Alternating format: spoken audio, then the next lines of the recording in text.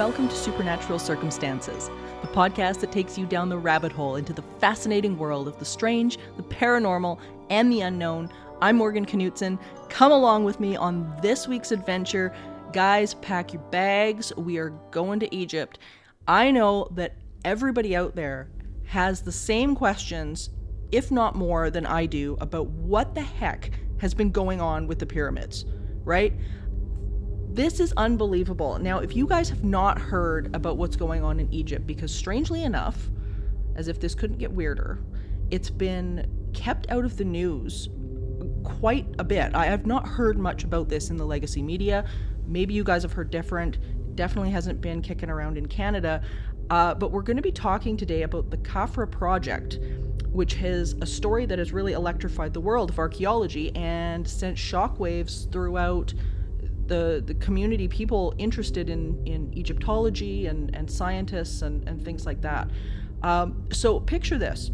Scientists from Italy and Scotland, armed with cutting-edge synthetic aperture radar, have uncovered not just chambers, but an entire hidden city sprawling beneath Egypt's iconic pyramids. And just recently, they found another one. So what in the heck is going on here? These structures are unbelievable. Their scans are revealing what looks like spiraling shafts plunging over 2,000 feet deep. Now take a minute to think about that. 2,000 feet deep. Geometric corridors, cube-shaped vaults, all interconnected in this subterranean labyrinth that seem to be connected to one another. This, you guys, could rewrite everything that we know, not only about Egypt, but about our history. Okay, this is some serious stuff. So what is this exactly? Does this mean that the pyramids worked differently than what we think? What is this exactly? I am so fascinated by what's going on here. And today we have got one of my favorite people to have on the show, Mike Ricksecker, who actually has been on the ground in Egypt. He does tours over there and whatnot. You guys probably know him from shows like The Unexplained with William Shatner and Ancient Aliens. He's always called on as an extremely knowledgeable expert, which is why he's one of my go-to people for this. He has been in-depth researching this, talking to the top scientists, boots on the ground there. He's our guy.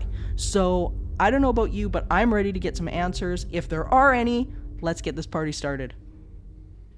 Well, Mike, I am so grateful that you were able to take the time today to be here and to talk about this. So thank you so much and welcome to Supernatural Circumstances. Yeah, absolutely. Thanks for having me back, Morgan. We always have wonderful conversations, so definitely very happy to be returning here.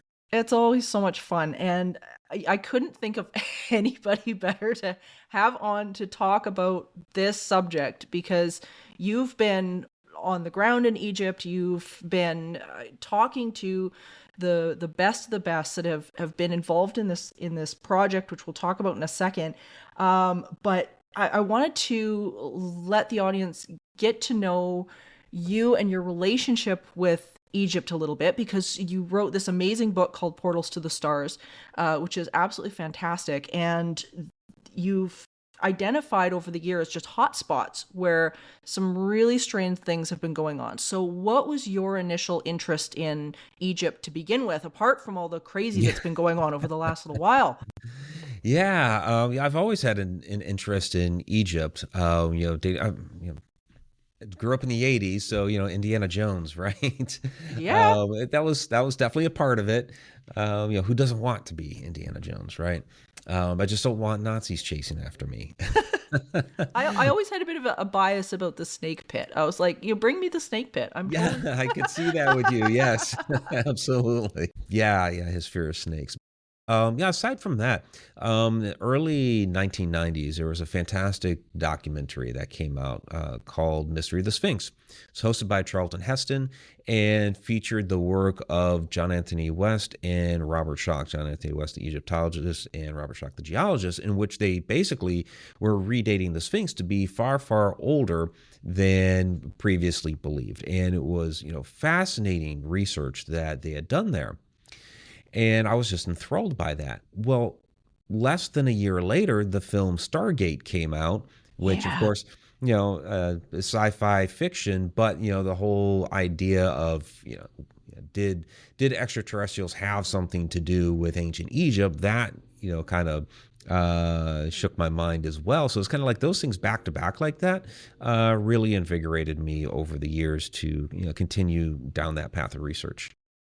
I loved Stargate when it came out. It was actually my dad, who has since passed away, but it was his favorite film. And I think one of the reasons why was because it really did bring up a lot of questions, which I think at that time we were kind of thinking like, oh, that would be interesting and that would be nice. Yeah. And now fast forward to today, and we've got this insane discovery underneath the pyramids, and this unbelievable. And what's blowing my mind about this is not only the discovery, but the lack of attention to the discovery, which I want to talk about in a little bit. But can you tell everybody what has been going on? What have they discovered under there? Because I know people are probably, they're turning on their computers and the internet, and they're seeing bits and pieces, but Right. maybe not putting it all together. So what is going on here? Yeah, absolutely. And just a couple days ago, there were more news articles coming out that not only did they find the chambers under the pyramid of Khafre, but now the third pyramid, the pyramid of Menkaure. So yeah, there's this huge underground network under the Giza Plateau, which is not. I mean, honestly, it's not surprising for those of us that have been following along for decades. There's all kinds of, pits and shafts and tunnels and things like this that just pockmark the entire Giza Plateau. And so I think what has really shook people is the size and scope of these things. And so like when the reports initially came out, was it back in March? You had people like Zahi Hawass immediately, screaming, "Oh, it's fake!" And it's like, did you even really look at it? Because these are, real scientists with real scans using real satellite technology, and they had a real press conference about this. And I think part of it is, for one, usually to do. If you want to go and do some sort of exploration or dig on the Giza Plateau, there's all kinds of permits and things that you need to do and permissions you need to get. And so, they were kind of up in arms about that. Well, this was, a satellite out in space. You have no jurisdiction over that. And so, yeah, they can kind of do what they want with that. So that was a little upsetting to them because, they're, of course, not getting any credit and all that sort of thing. Right. But also the scope of this. This wasn't just like, oh, we found another shaft like the Osiris shaft, which we've known about since the 1930s. And actually, this scan did pick up on the Osiris shaft, and perfectly there it is as an example. But the size and scope of it, I think, is really, really spooked some people. And now understanding the technology and how it works, some of these guys went out there and I can't remember exactly the guy's name, but I think he was in a university there in Colorado. He's supposed to be a ground penetrating radar expert, and kind of spouting off about how, well, ground penetrating radar can't go that deep. It's like, well, it's not GPR.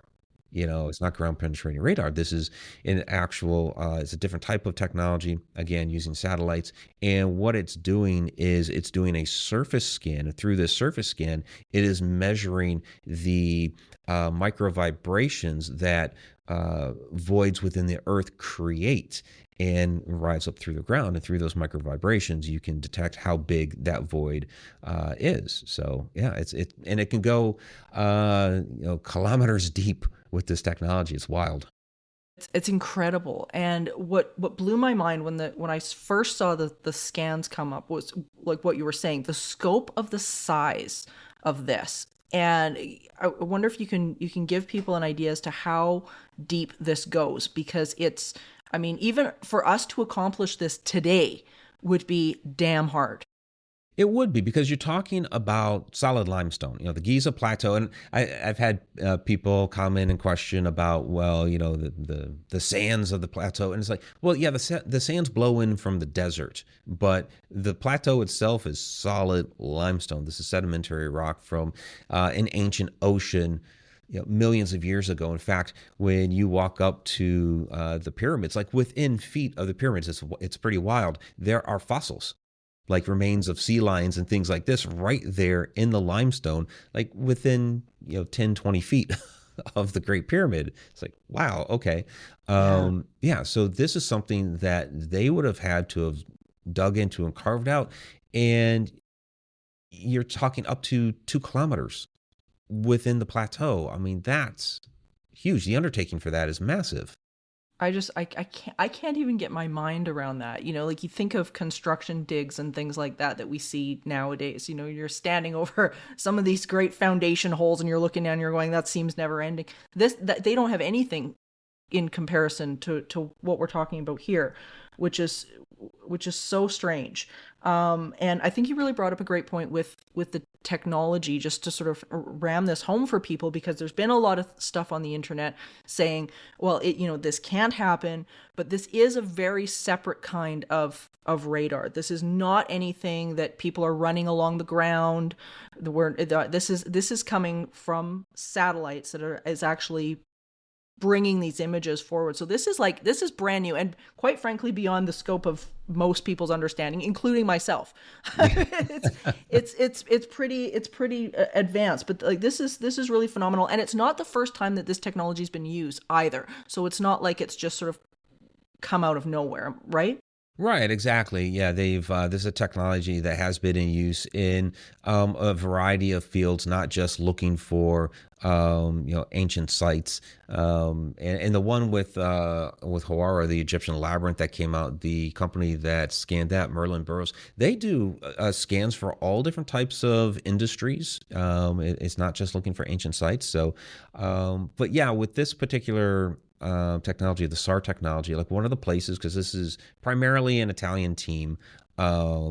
There's a Scottish element in there because the the one, and he's an Italian scientist, but he went to a university there in Scotland.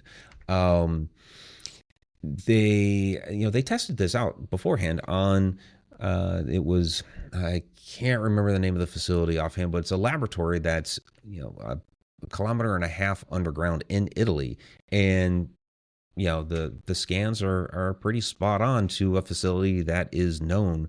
They're deep underground in Italy. Jeez, it's remarkable. So I guess now it begs the question, what the heck is it? I know there's been talks about this being some sort of underground city. There was comparisons to Egypt's underworld, talking about the underworld. What the heck is this? I mean, you've talked to some of the top scientists that have been on the ground in this. What do they think this is?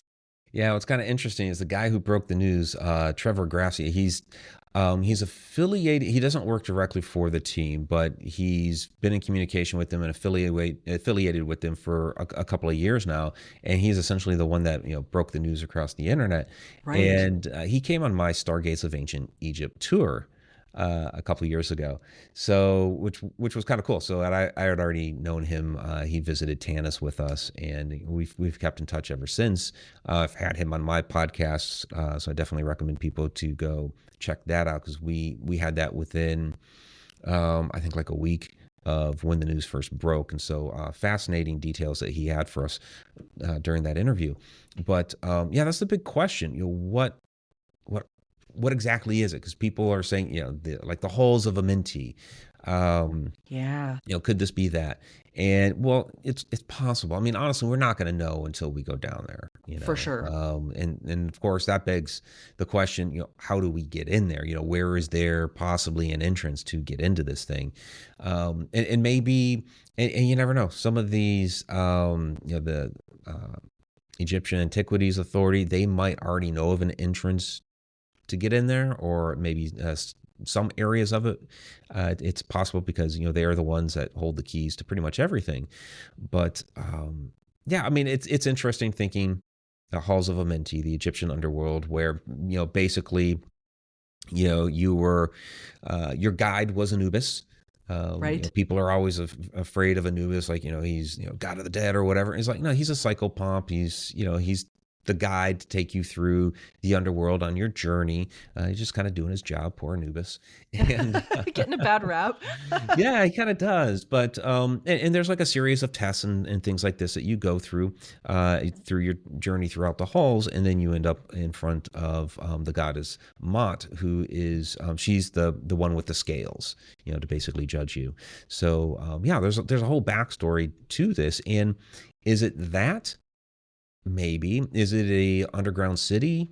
Maybe. Is it remnants of the Atlantean culture? Maybe. When a couple of weeks ago, when the scans from Hawara, the Egyptian labyrinth, came out, Louis de Cordier is the one that broke that, because he did scans back there in 2008, and he's been working with Merlin Burroughs, who did these more recent scans, and the structures that were coming up under there. And this is huge. We're talking the entire area. And this was already a pretty massive area. Like even back in 1888, Sir Flinders Petrie found this huge stone paved area that was 304 meters by 244 meters. I mean, meters, not feet, meters. What the heck? Absolutely huge.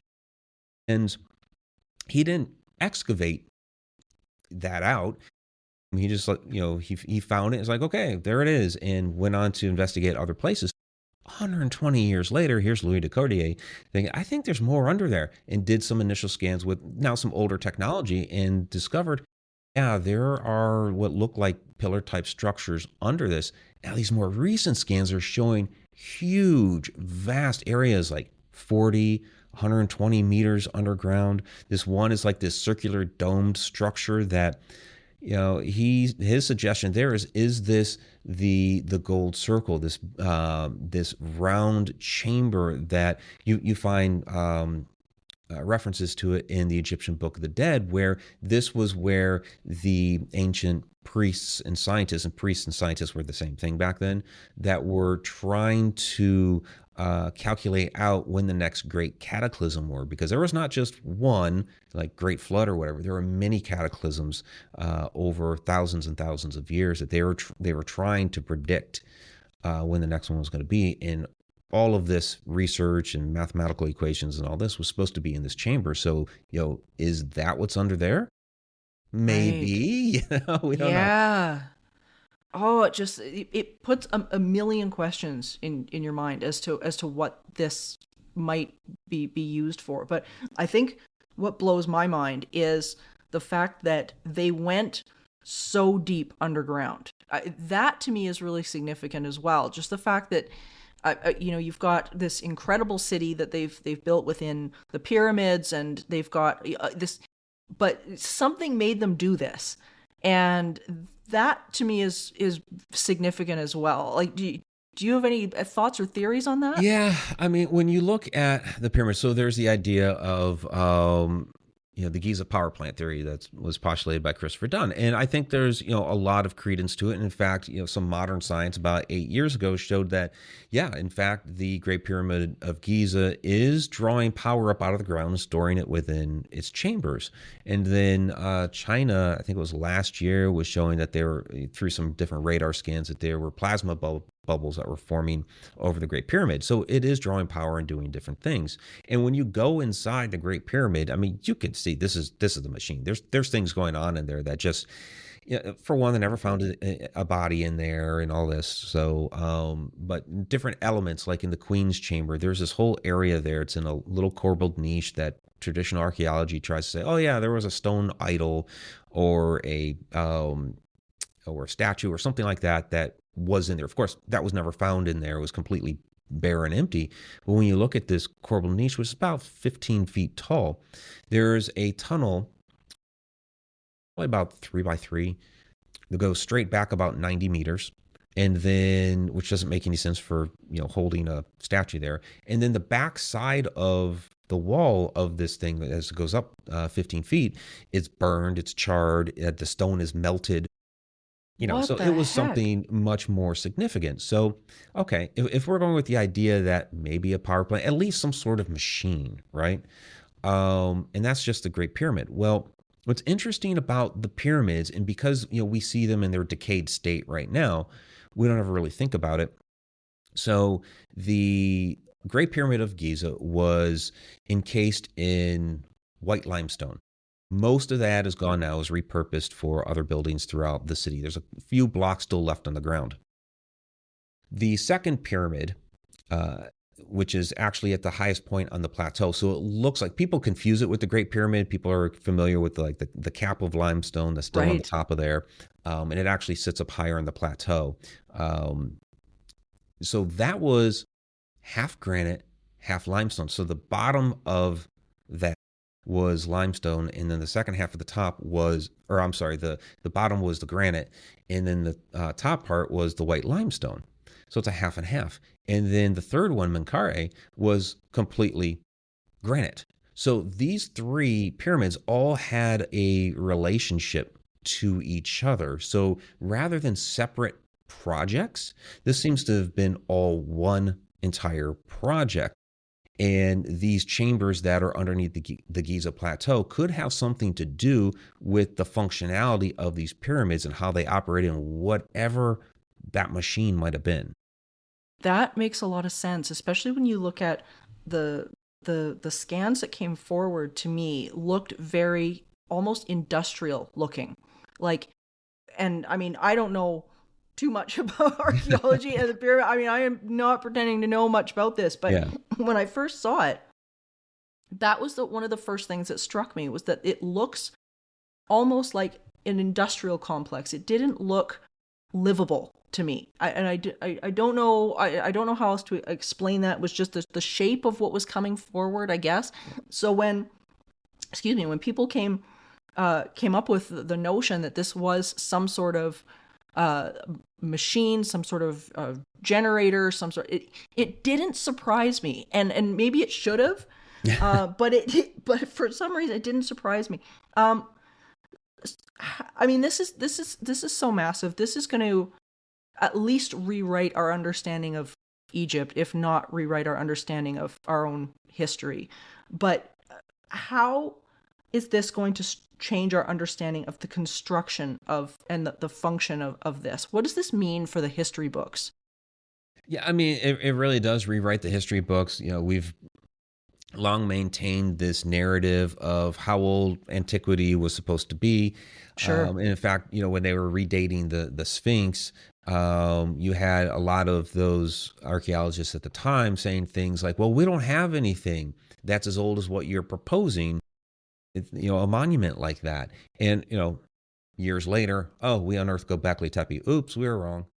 Right. So there are these structures that are that old and possibly even older. You look at Gurun Padang and that structure there. And, you know, Danny Hillman, the archaeologist or the geologist working on that, you know, he's pulling up material out of there that he's saying is like 25,000 years old. And, you know, the traditional archaeologists are like, no, we don't have monuments that are that old. And it's like, you know, stop for a second with, you know, I understand what you read in books, you know, sometimes you have to understand that, you know, what was written before was what we previously knew, and there's always more information coming out. It doesn't mean that those guys were wrong, and, you know, those in our field kind of harp on traditional archaeologists, and the thing is they've done a lot of work. You know, they've done a lot of good work, but I think a lot of them kind of get stuck into, well, this is what we figured out, and this is the way it has to stay,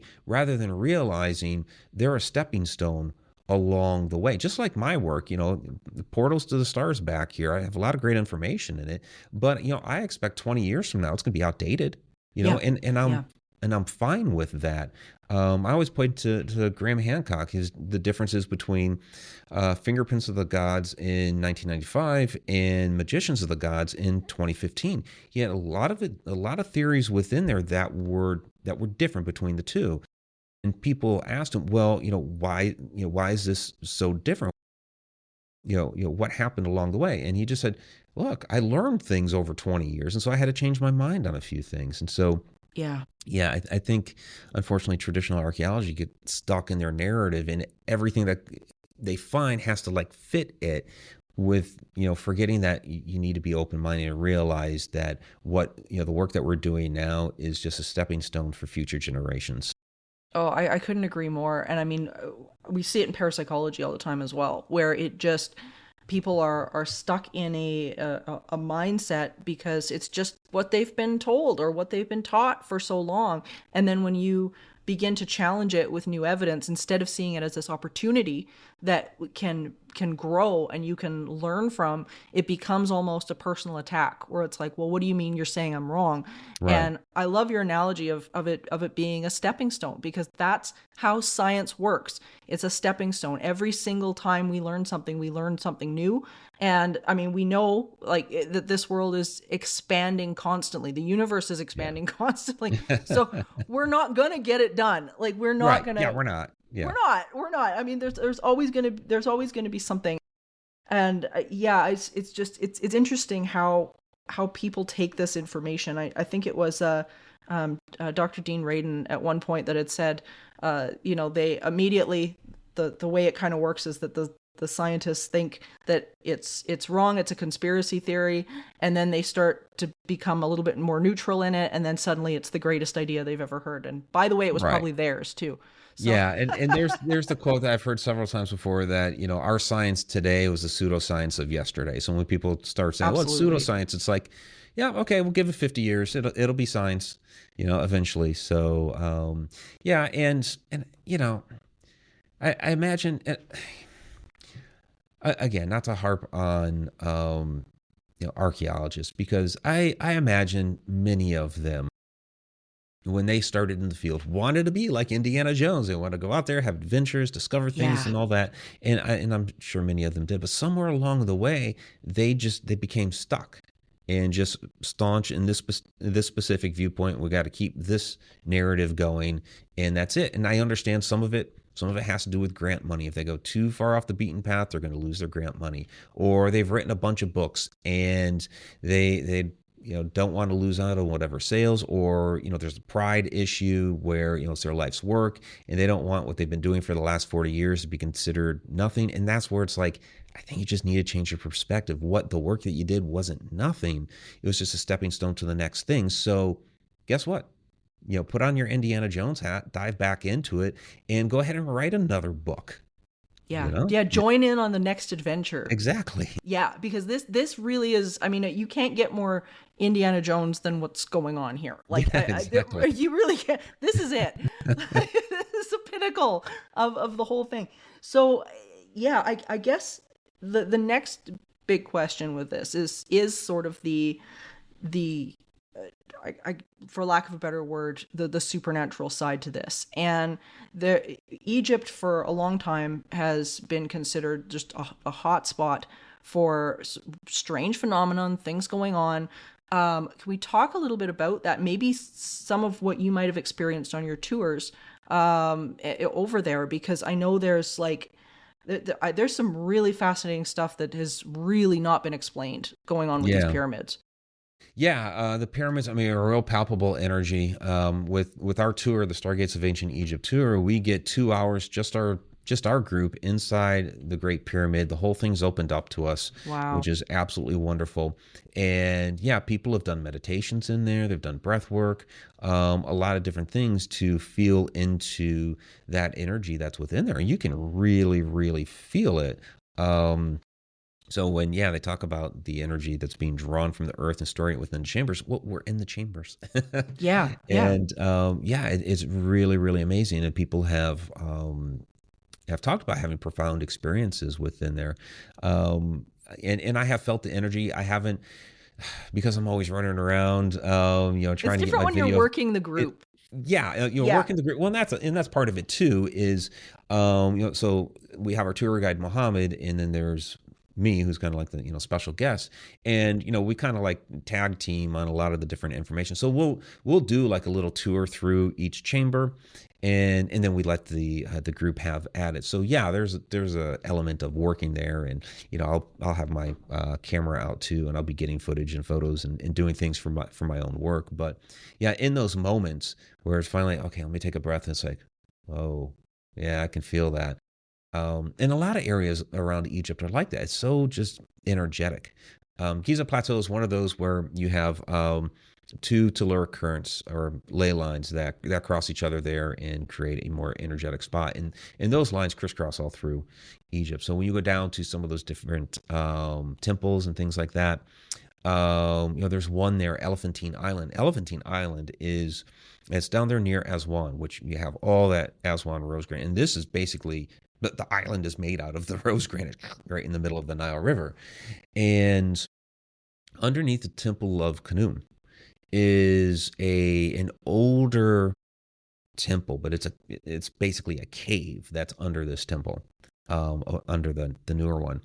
And if you subscribe to the idea that the Ark of the Covenant made its way down to Ethiopia, it is within this chamber that the Ark of the Covenant was supposed to have spent about 400 years. And usually it's off limits. We were afforded a special opportunity last year to actually be able to go inside of that chamber.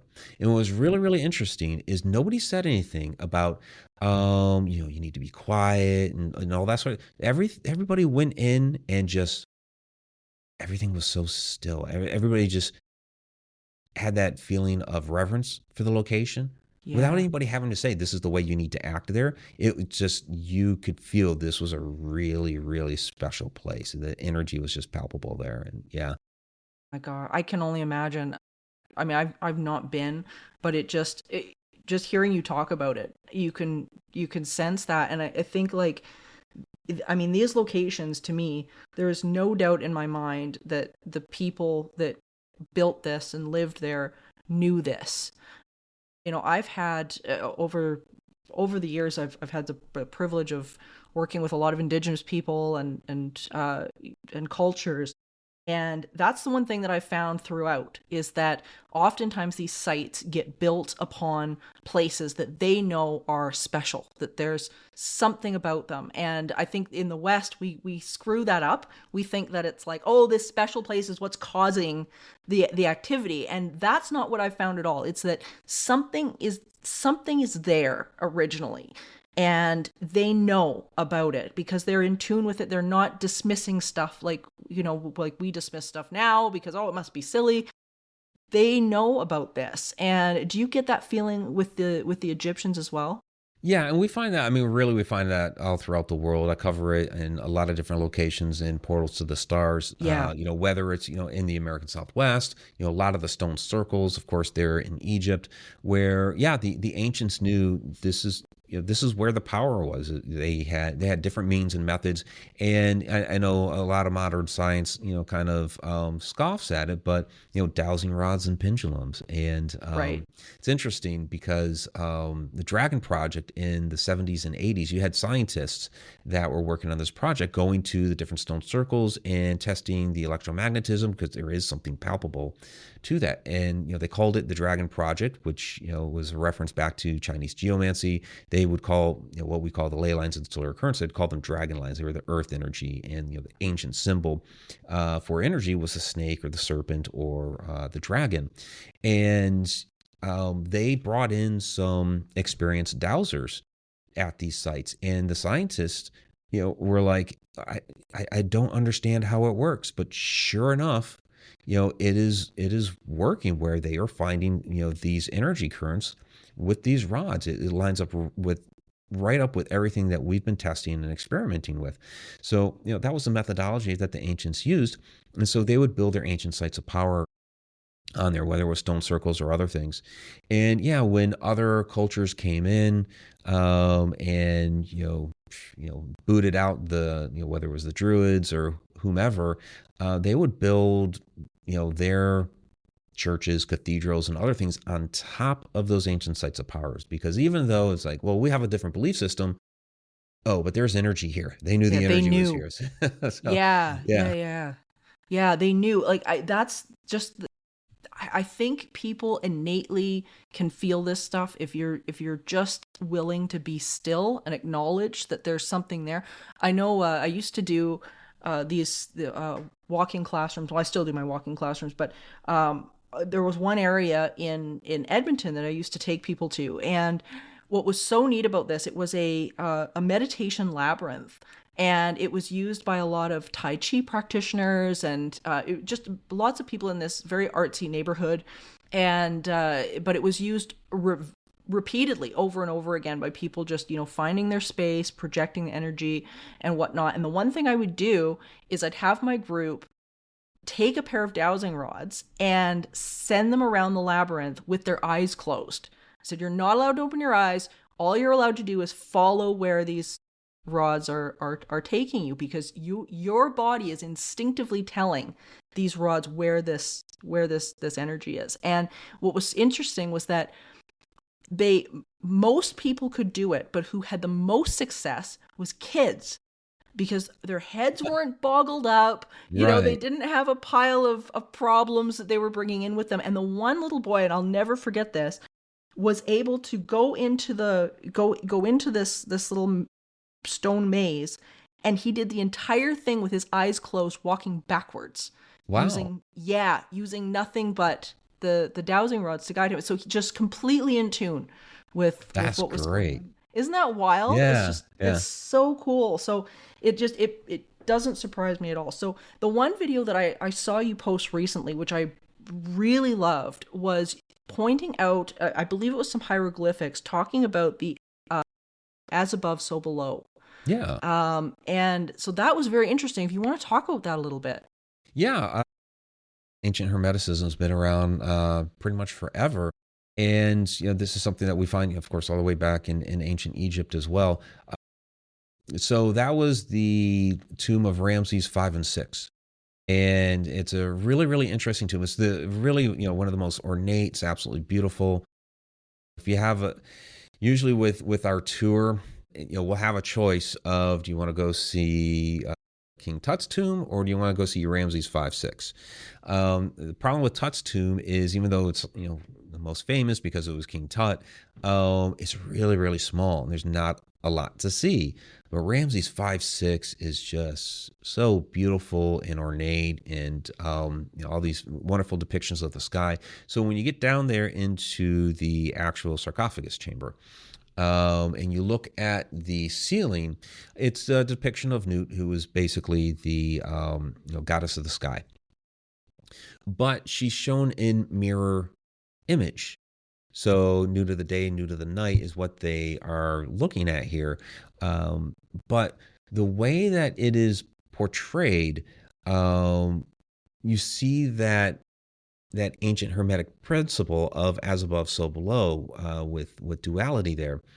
And on the wall on the right-hand side, you're looking at the hieroglyphs and the artwork over there, they're essentially showing the same thing, that the depiction that they have above their heads, a circle, I can't remember all the symbols that are within it, is the same as what's at their feet, but what's on down there at the feet is flipped, a mirror image. So again, that whole duality, as above, so below. So through their artwork, they're talking about these ancient Hermetic principles, and with the ancient Egyptian belief system, they didn't believe in an afterlife the way that we believe in it. They believed that this was just, death was just a part of the life's journey to go on to the next world, but it's not like heaven, hell, that sort of Right. stuff. It's just another phase of the whole thing. And those the earth here is reflective of the heavens above. So when you passed here, you went on to the constellation of Orion. And what's fascinating about this is the kings would become a new star. Well, up there in the constellation of Orion, part of it is the Orion Nebula, which is a huge star generator. Which, how did the ancient Egyptians know about that? So there's a Right. lot of fascinating symbolism, all throughout ancient Egypt. And you got the Ouroboros, our first alchemical symbol, which is the symbol of recycle and renewal. And we find that in relationship to life. The renewal of the life of whether it's the king or a person or whomever, a renewal of the earth, and also a renewal of the universe. So the iconography throughout ancient Egypt is amazing. It's so fascinating. And like what got me about that particular one was the fact that here we are seeing the as above so below actually mirrored a little bit within these new scans coming out, where you've got the pyramid above, and then beneath it's something like actually manifest, like not just something that's this non-physical idea, but here it is, pictured within these scans, right? Which is also like just pretty amazing. So that begs the question, and in your opinion, how the heck did these people build this? How did they get down? Was it them, Mike? Was it them, or did they have help? What the heck is going on here? That'd be a lot of chiseling. Could you imagine that? Just sitting there with a little chisel? I cannot, and that's why I'm asking. What's your thought on this? Because and even with wild. like the Great Pyramid, where they try to say, oh yeah, Khufu had that commission for his death. It's like, well, that's for that to have been done in 25 years. Just doing the math on that, the number of people that would have to be working on it round clock, crazy. You'd be, what was it? Would have to produce a block for the Great Pyramid, bring it to there, have it set in place perfectly. All this like 1 per minute or something, something that's crazy like that. So cutting it, smoothing it, polishing it, all that, moving it, placing it. It's insane. So I don't think it was the dynastic Egyptians who built that. I don't believe the dynastic Egyptians built those chambers. I don't believe they built those 3 main pyramids on the Giza Plateau, nor the ones like the Red Pyramid and the Benton Pyramid, the huge, massive ones. I don't think they built them. And I understand that there's a sense of pride here with Egypt and like the Egyptian Antiquities Authority. They don't want that narrative to change because there's a sense of pride. These are ours. Sure. We built these. And I'll say I think the Egyptians did, but not the Egyptians as we know them, not as the dynastic Egyptians. I think it was a civilization beforehand that was there in Egypt, which we still could call Egyptians. And I mean, really, the thing is that Egyptians didn't exist during dynastic Egypt anyway, because the word Egypt comes from, it's a Greek word. When the Greeks came in, they changed all the words. Right. The ancient Egyptians never called themselves Egyptians. But if you want to call it the Atlantean culture, which did spread out through that area, and even Atlantis is a Greek word, not Egyptian. It was the homeland of the primeval ones, not Atlantis, at least according to the Egyptians. It could have been those predecessors that later on, after the last cataclysm, would have become the Egyptians. So it could have been them, because you look at, here's the way that I like to contrast this, is when you look at those huge, large pyramids, no bodies were ever found within them. There's no hieroglyphs inside. And in the in the Great Pyramid, if you go into the small little chambers that are above the king's chamber, they have found like a painted cartouche of Khufu. That's how I got attributed to Khufu. And there's a lot of people believe this, and it's called a conspiracy theory, but a lot of people do believe this, even a lot of mainstream people. So back in the 1800s, when Howard Weiss was going through the pyramids, he was told, he needed to figure out who built these and when. And because there's nothing within the pyramids to say this is who built them and when, a lot of people believe he painted it on there to give attribution to somebody. Oh yeah, there, I found it. But in any case, no hieroglyphs or anything like that. Um, and also, these huge pyramids are still fully intact. Yeah, they've had the casing stones removed because you had, the people of the area 1,000 years ago or whatever wanted some construction material. Oh, just take it off of there. It's a Right. Oh, shame. God. But they're still intact. Now, Yeah. you look at the ones that I'll say were built by the dynastic Egyptians. They are crumbling and falling apart. A lot of them were made of mud brick.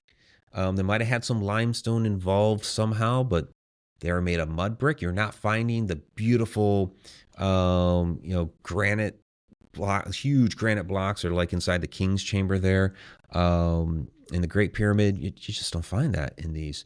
So they're crumbling, they're falling apart. You go inside. Yes, there have been bodies found in these. They're much smaller pyramids too.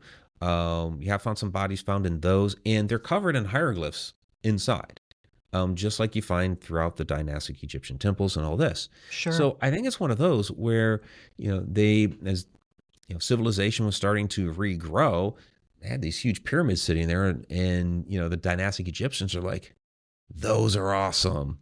Yeah. I want to build that. I would love to be buried in something like that. But they didn't have the know-how and the tools and what they needed to make it that big. But hey, we can still make some pretty good sized ones, and we'll make these smaller ones. We'll get buried in. We'll put all of our hieroglyphs on the inside, that sort of thing. So because you can really tell a difference between the two different styles. And that's so significant. I mean, because I think that's the big question with these, especially with these scans coming out that everybody's got.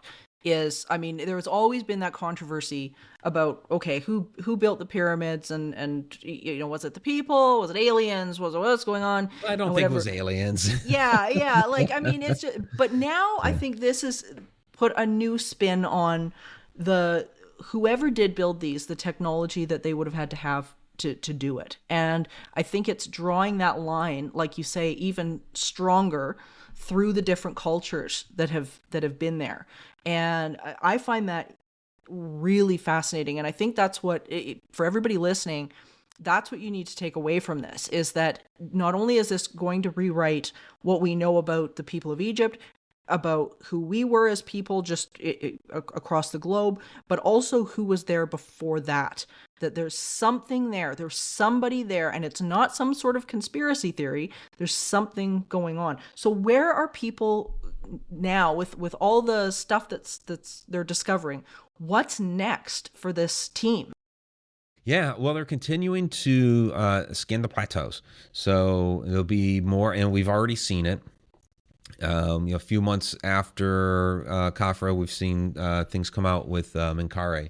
So they're continuing to scan the plateaus for other chambers and caches and things like that, see what else is there.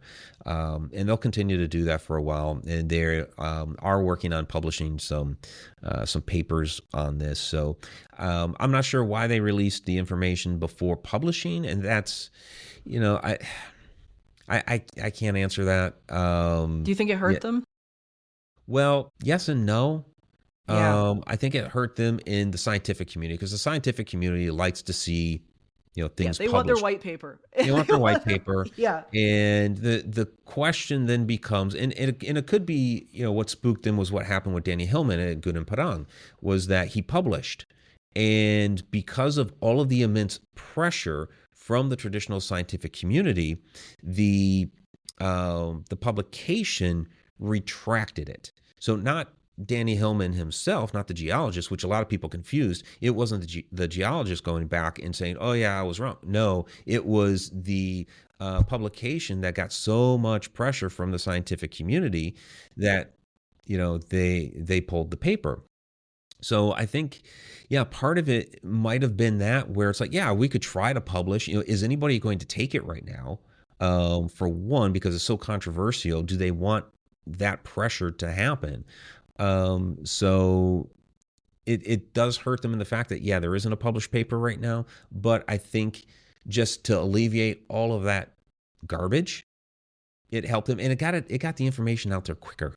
100%. And now we're able to take a look at it. Yeah. Oh, absolutely. 100%. What I've found really interesting since this has come out has been the lack of coverage that's actually happened. Like, and I'm not sure. I mean, we don't get a lot of U.S. news because of our government here. But what's interesting is that I know in Canada there's been next to nothing. Like, the legacy media here has been pretty much silent. And I mean, maybe somebody out there can correct me if I'm wrong. I have not seen one thing about this on our international news networks that has been anything more than maybe, and if there has been something out there, it's been a blip in the broadcast. And I find that not only incredibly strange, but disturbing, because it's like, this is possibly the discovery of the century, and it's nowhere. Nobody's. Yeah, where I've found it covered is so what was it? Daily Mail. It's a UK affiliate. New York Post. So it's more kind of like tabloid-esque type of outlets. Greek Reporter has covered it, and Jerusalem Times. So it's like a lot of international affiliates, but some of the more, and I like that term, legacy news outlets. They really aren't covering it at all. Nothing. And it's really blown my mind, because when this first broke, I thought, okay, that's it. This is all we're going to be seeing for a while, because as it should be. This should be headlines every single evening. Okay, what's next? What's going on in nothing. And I mean, as I say, Canada has got a massive censorship problem, but this I really expected to see plastered everywhere, and there's just not a damn thing. So I guess we'll see where it goes. Where would you recommend people to go to follow this story as it's coming out? So the Khafre Project has their own Facebook page now. So that was another issue that cropped up when this news broke, is that they didn't really have a centralized place to go. Nicole Ciccolo, her YouTube was a good resource, except it's all in Italian. So because she had all kinds of information on there, but the English speaking world couldn't really do a lot with that unless you knew Italian. Sure. So they do have a English Facebook page now, so they've come out with that since then, and so there are a lot of updates and things like that. Not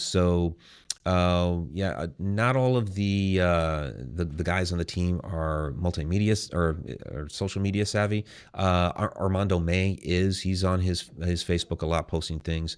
Trevor Grassi, who's the one that came on the tour with me and has been associated with them, not specifically on the team, but associated with them, he's been posting a lot. These guys are doing some different events and things coming up here, so I would definitely take a look into those events like Cosmic Summit. I know that they're going to be at and things like this. So I would say follow those places and resources, and of course I'm going to keep posting stuff. I was just talking with Trevor earlier today, looking to get him back on the show. And he's got a lot of stuff coming up here. Like he's going to be interviewed by Cliff Dunning on Earth Ancients, which is a great podcast. So so there's a number of different places you can check into. That's great. And we'll put those in the show notes and stuff like that as well, just to make sure everybody's can access that, because I don't think this is over. I think they're going to find more. I think this is going to continue to become a larger story. And I think without people like you and the project pages and things like that, people wouldn't have a clue. Right. They wouldn't have a clue. And hey, I'll throw out there too, if you want to get boots on the ground with this, Stargates of Ancient Egypt tour coming up here in November. I mean, we already had, it's wild. We already had on our itinerary the Egyptian labyrinth at Hawara, and then all of this news came out on it. And because just like talking with Trevor and some others, it was like, nobody does Hawara. That's great that you have it on the itinerary. And then all of a sudden, boom, here it is, all this news coming out about that. So it's like, okay, well, you want to get boots on the ground at the labyrinth? There you go. Of course, we always go to the Giza Plateau and get in the pyramids. So please tell everybody a little bit about the tours. How can they book on with you? Because I think it's such an experience. And tell people where they can get Portals to the Stars, because it is such a great book. Brag about yourself. Both my website. So my website for Portals to the Stars and my other books. I mean, it's going to link you to Amazon, but you can also get it through like Barnes & Noble, Books A Million, all those places too. The tour, if you go to my events and tours page, on my website. I'll have the link there for the Stargates of Ancient Egypt tour, and then the sign up for it is right there. And of course, I always update on my social media, like, hey, join us for the tour. It's kind of like my VA schedules that in there to get out there to remind people, because a lot of people have been interested, but then I'd love to do that, and then they kind of forget, and it's like, I got to remind you. So, but it's a great tour. Like I said, we get 2 hours just ourselves in the Great Pyramid of Giza. There's a 4-day Nile cruise that's involved, which is amazing. And with Mohammed, he's been running tours there for over 25 years. He knows everybody. We get a lot of special access to rooms and chambers that the public doesn't get. So it's a wonderful tour. Yeah, you guys, if you have the time and the availability, go on this thing. That's just phenomenal to do. And I mean, you are giving people a gift by doing this, because this is literally getting on the groundwork of things that they're going to be telling their kids when they're rewriting the history books. I mean, that's what we're looking at. I was there when it was happening.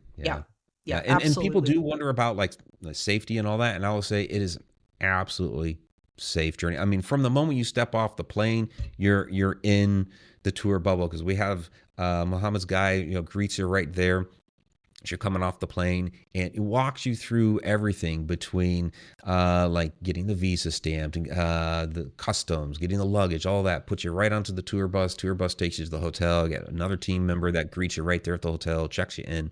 So you're like in that tour bubble. It's wonderful the way it's set up. You guys have figured it out. Yeah. You guys have absolutely figured it. Well, Mike, thank you so much for educating me and everybody else, because I definitely needed this breakdown, and I feel like I'm at least 10 points smarter since talking to you. So thank you so much. We're going to put everything on the website where they can sign up for the tours, making sure that we'll have that all in the show notes. So thank you so much.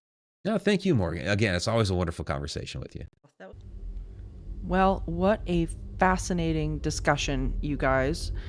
Mike Ricksecker is absolutely one of the foremost experts in any of this stuff. I mean, he's got boots on the ground. What more can you ask? And I'm telling you, I'm sure you guys have a ton of questions after this conversation. I know I have a ton of questions that still need to be properly answered, and I don't know if right now that they can be. So let's talk about this a little bit. Here we've got revolutionary research that's going on, and I brought it up at the end of our conversation, which is this underlying factor of the media not covering what's going on. And I want to talk about this a little bit, because I think this is something that really needs to be looked at and examined in terms of what we're consuming and taking in as a population in regards to what's going on in the world. We really do have a problem with media bias, right? And I think this is something that, as we go further into this subject in particular, and I mean, it could be really multiple subjects that are going on in the world right now, but let's talk about this one specifically, because this is an actual life-changing, history-altering, we will not look at ourselves the same way again when this is done, type of study and discovery. And I think this is just one of those things that really is a wake-up call as to what the media is prioritizing going into just trying to get headlines, what's selling, what's not selling. And I mean, and I'll tell you guys, I've been in the media for a very long time, going on almost 25 years. And I think at this point, and I really loathe to say this, but the truth has very little to do with what they're reporting on, as in terms of what they are prioritizing to deliver to the general public. And that's concerning, especially when we start to look at a situation like this, where you have such an absolutely mind-blowing discovery that is back page news, and it's set to change our education, our kids' education, the history books, what's featured in museums. I mean, this is unbelievable, and nothing is being said about it. What is going on, right? What is going on? And this is, to me, this is just something that's so glaring. So what's going to be going on now for the future? What do you guys think this is? I'm really, really curious to know what you guys think, because I mean, I definitely have got some big questions. I don't even know if I can come up with an answer. Please join the Supernatural Circumstances after the show on Facebook, if you have Facebook, and come and weigh in on this, because I am really curious to see what you guys all think. I know I've got a super smart audience out there. I'd love to hear your opinions on this. So here we've got, I think coming up, we've got to see peer review and verification from the scientific community, independent verification of radar data, probably further geophysical surveys. I mean, there's so much that's coming up. So the future of research into these pyramid structures really, I think, hinges on independent verification, very cautious excavation, and beginning to open up scientific debate, which I think is going to be the most difficult part of this entire thing. Can we get the scientific community to put down, as Mike was saying, put down their ideas as to what this is, and to be able to bring this to the table and lay it out there? Just, what is this? How do we rethink this? Which takes a very long time, believe me, in the scientific community. So, I mean, we've got a long way to go here. I really, really hope that you guys got something out of this and enjoyed this and feel a little bit more educated on this. Please go check out Mike Ricksecker's books. You see him on television all the time on The Unexplained with William Shatner, as well as Ancient Aliens and shows like that. You can catch him everywhere. He is so unbelievably knowledgeable. He is one of my favorite people to have on. And his book, Portal to the Stars, addresses some of this stuff, which I think is absolutely fascinating. So please go and check it out. This has been, man, what a journey we are on, guys. This is the, I don't know, the next step. And we can talk about, there's of course rumor going around about disclosure in 2027, the extraterrestrial involvement. I mean, this is endless, really. It's really, really endless. So I'm looking forward to hearing from you guys as to your input about all of this craziness. And thank you for joining us on this eerie expedition, dear listeners. And remember, there is no line between the natural and the supernatural. All is consciousness. Until next time, stay curious, friends. Supernatural Circumstances is a co-production of Entity Seeker, Paranormal Research and Teachings, and the 20th Plane. This podcast is a part of the Curious Cast podcast network. You can find out more about me, Morgan Knudsen, and book me for live appearances at entityseeker.ca. You can also email the show at supernaturalcircumstances.com.